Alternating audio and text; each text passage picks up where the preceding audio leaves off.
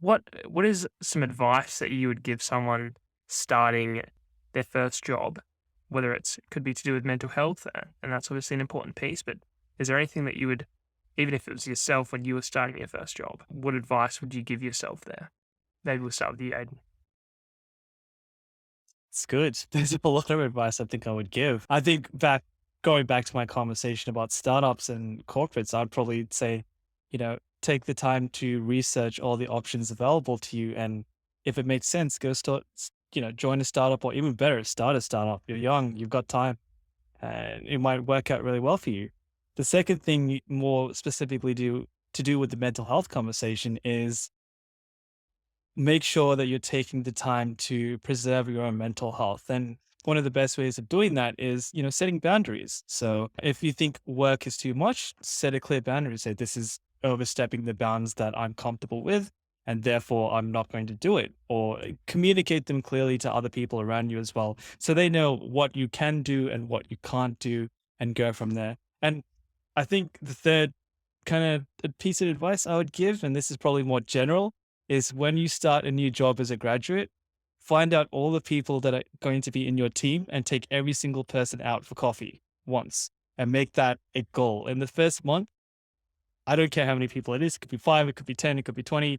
Might be a bit expensive, but just do it. Take every single one of them out for coffee and get to know them a little bit. So ask them what makes them tick. Ask them, what their kind of work experience is, what they do at work in specifically, and just get to know them. And you'll tend to find that A, they're grateful because free coffee. Who doesn't love that? And B, they get to know you on a personal level, and because of that, it's a lot easier to get to grips with the team, get to grips with the work, and you have those actual connections formed within the first month. Whereas, a lot of people who tend to be quite introverted don't really talk to anyone for a few weeks, and you just need to break out of your shell a little bit to do that. Yeah. Yeah, for sure. Eric, what about you? Any advice that Um, you would give someone? yeah, absolutely. So when I was close to graduating, I had a mentor at the time, one that I sought out. Like I went to his speech and we started meeting regularly.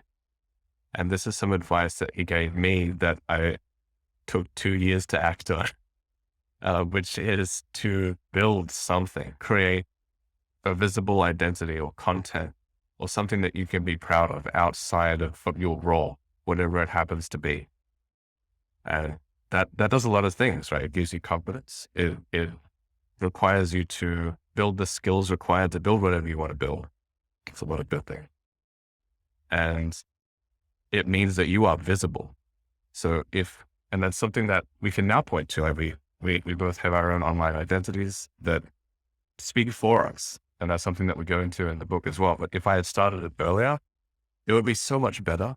It would be so much more valuable. That's definitely something that I would tell anyone who's early on in their career or even still in uni. Build something you can point to and be like, I built that. It's a demonstration of what I could do.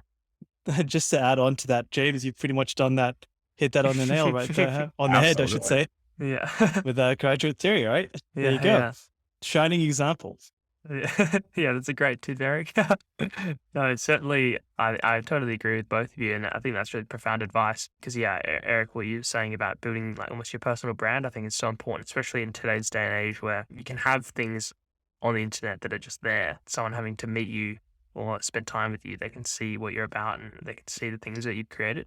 I think it's so important, and like with you, Aiden, I think it's great advice too to connect with your team and even through the wider organization.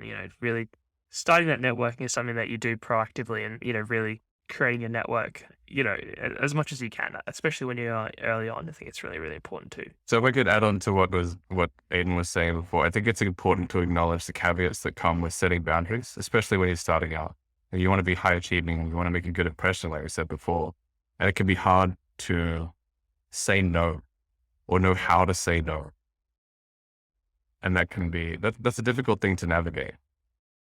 So you take a lot on, but I will say that the first few years of maybe your 20s or your career is the time where you get to test your bandwidth and see, how much work can you do? How much can you take on before you feel yourself starting to burn out? and then you stay in that range.